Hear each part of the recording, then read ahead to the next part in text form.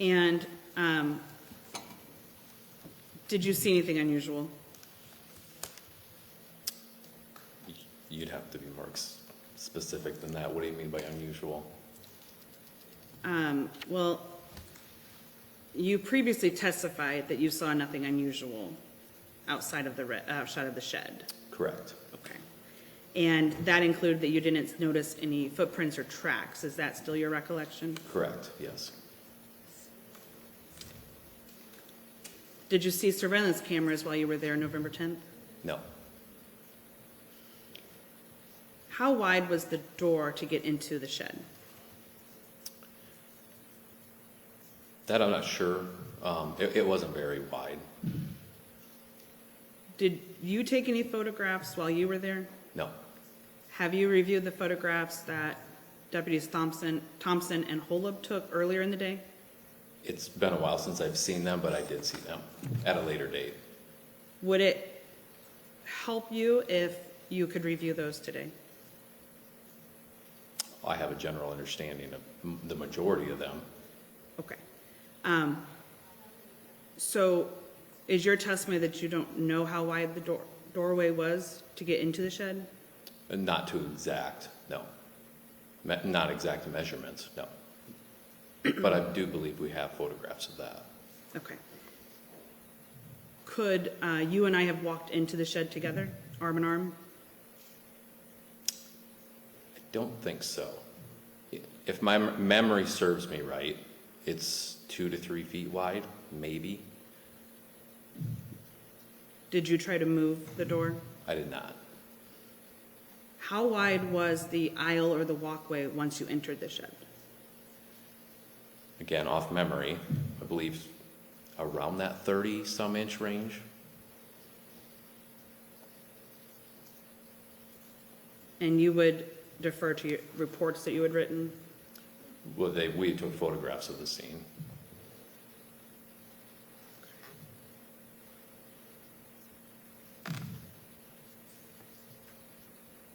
Can we show Exhibit 311? Mr. Hemesath, I believe these are photographs taken by the Delaware County Sheriff's Office that you might be referring to. And they were tendered to me as a PDF that has a total of 20 pictures, so we'll have to scroll through. Is this the shed that you were referring to? Yes. And I'm sorry, Nicole, the opening there, is that the door that you were referring to? Yes. Okay. And then if we can go down to 19, I'm sorry.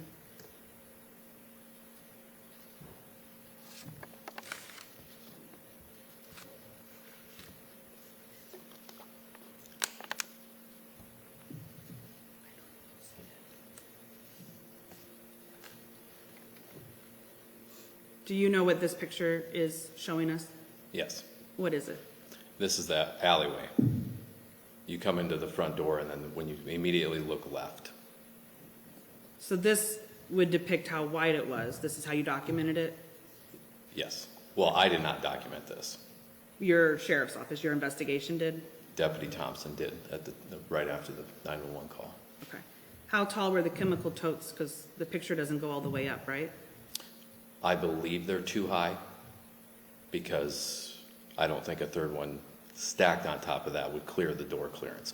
I'm not Was sure, it though. above your head? Yes. And how tall are you? Pretty short. I think I'm going to have to ask you to be a little more specific there. Like 5'7". Okay. So more than 6 feet? Yes. Were they taller than 7 feet? Yes. And then if we could go back up to 18. Page 18 of 311 for the record, I'm sorry. All right, Mr. Hemesath, what are we looking at here in the middle picture? Yes, so you go down that alley where you've seen the corn rake laying on the ground, and then you look immediately to your right, and that is displayed just down that walkway. That's the animal carrier crate. And these are these the only two places you can walk in that shed? Yes. And this is the documentation we have of how wide that area was as well. Yes.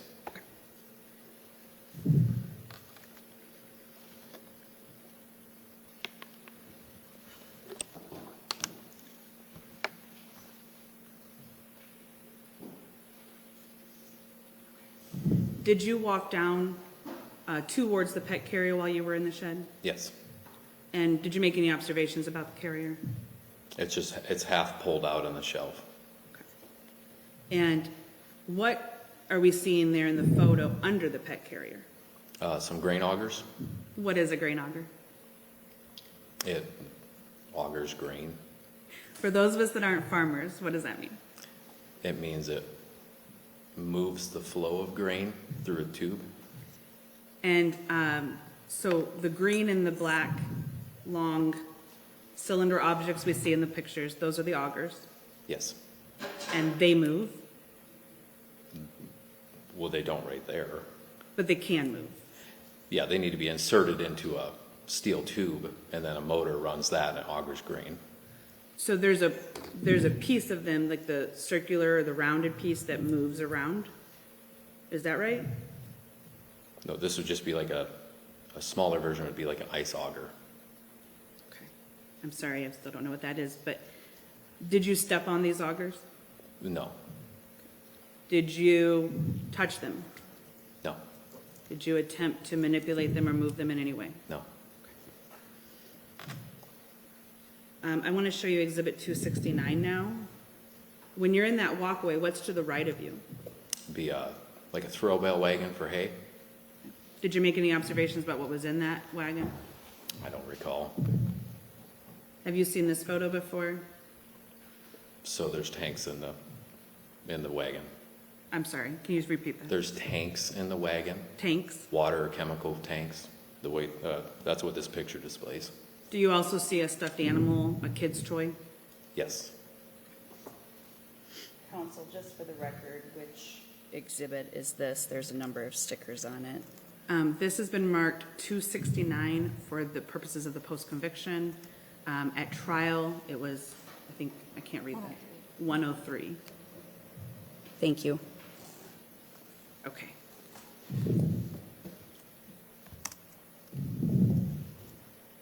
You can take that down. Thank you. Mr. Hemesath, did you talk with Todd or Tristan Mullis on November 10th? No. Did your other deputies in your office talk with them? Yes. Did you review their reports? Yes. And have you reviewed any body cam, video, or audio of those interviews? No. Did you also review a report written by the sheriff at the time, Mr. Leclerc? Yes. And I believe these have already been admitted, but I'm referring to Exhibit 201 and 221 regarding Sheriff Leclerc's report and his deposition. Have you had an opportunity to review any of the depositions given in this matter? Not of other people, no. Okay. And then Exhibit 318 is Thompson's report, and 264 is Holub's report. Do you recall whether your theory when you left the farm November 10th, what your theory was regarding how Ms. Mullis died? I honestly didn't have a theory. I asked Deputy Thompson to walk me out there or take me out there and to describe what was explained to him. My next step after that was just the autopsy. When did you learn there was going to be an autopsy? I believe the next day.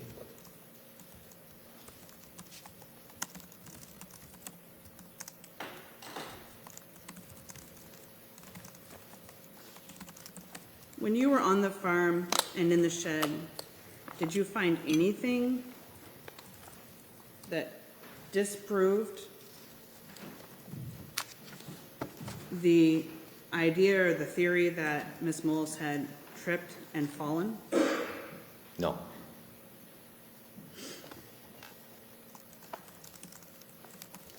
So you said a moment ago, I think, that the next day you learned there was going to be an autopsy. Do you remember who you learned that from? I don't. I'm assuming that was communicated from the hospital. Do you recall having conversations with Mr. Leclerc? We had a lot of conversations. John and I did. He may have told me, or Mike Croffel. I know Mike Croffel with DCI was contacted. John had contacted him, so I may have heard it from Mike too.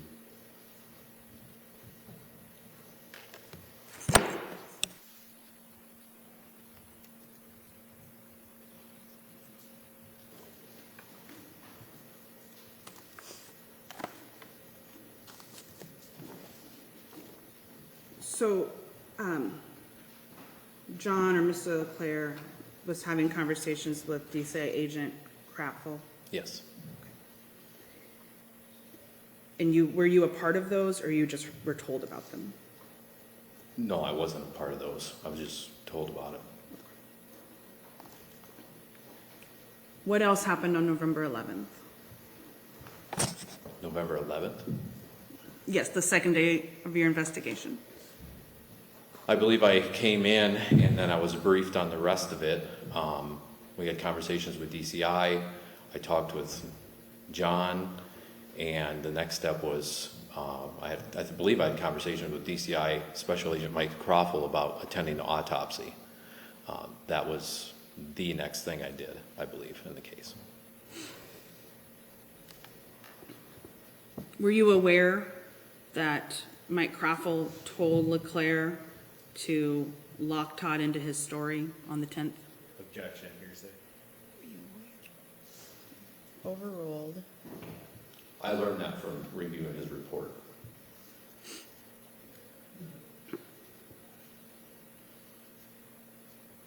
Do you recall any other investigative activities on the 11th?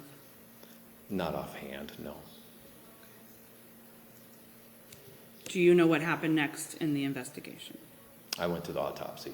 Do you recall what date that was? I don't. If the autopsy report is dated November 12th, 2018, would you accept that? Yes. There's been testimony about another deputy we haven't talked about yet, Keith Rowley. Yes. Who's Keith? Keith was a deputy at the sheriff's office during this time. And is he no longer a deputy? Correct, he retired. What did you learn about Deputy Rowley as it related to your investigation? We had learned that he had a previous affair before this incident with Amy Mullis. What were the dates of that affair?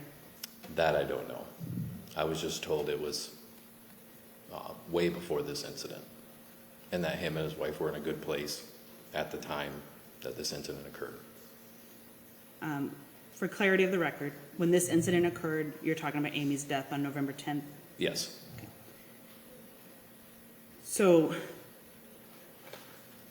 there's been testimony about clearing Deputy Rowley as a suspect. Do you recall that? Yes. Were you involved in that? Not directly, no. Why was that? That was between the sheriff and DCI.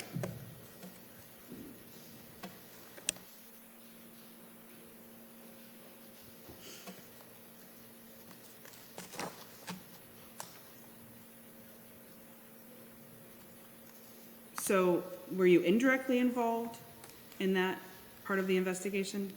Yes. What did you do? I was in the office, I don't remember the date of it. I was in the office and Keith had came in to the office. I believe DCI was present within our office, and Keith had asked to have a conversation with us quick and in the sheriff's office, and that's when he had disclosed to us that he had a previous affair with Amy. He was currently working that day, and then that was it. It was short, it was brief. I left it up to John and I think Mike Croffel or John Turbot to address that. Okay.